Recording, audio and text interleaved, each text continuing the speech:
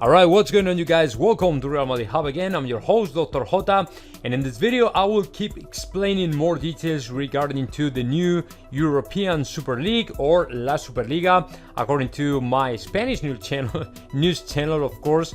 But let me tell you something else regarding to the transfer market, because it would be completely different, a different world in a context of the European Super League.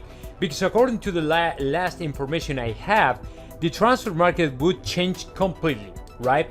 So right now, as you probably know, every single time you want to sign a player, you have to put a lot of money on the table, of course, because this player has a market price that you have to match, or to put a very close price to that, or in order to meet the asking price for that player, right?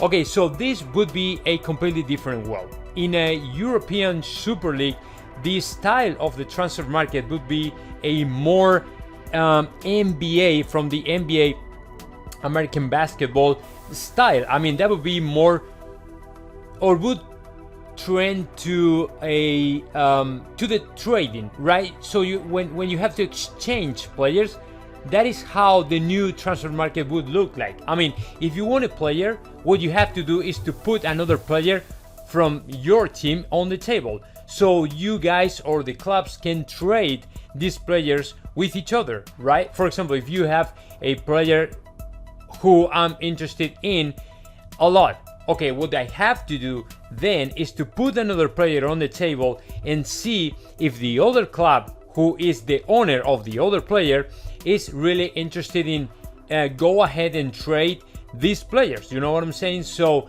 it will be a completely different world, something completely unknown in Europe. I mean, it's more familiar in the American market, in the American sports, because it's something more common, but it's not very well known in Europe. So that would be completely different world.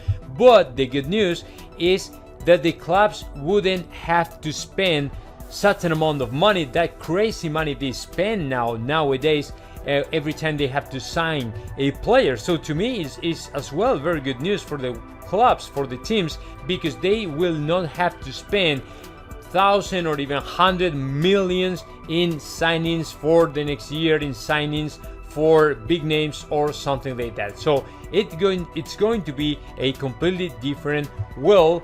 And I mean, I'm okay with that. I mean, I understand the point of the whole thing, and I understand why the big clubs wants to change even the transfer market as well. So now let me know your thoughts about that. Just comment in the section below, and of course subscribe to this channel, Real Madrid Hub.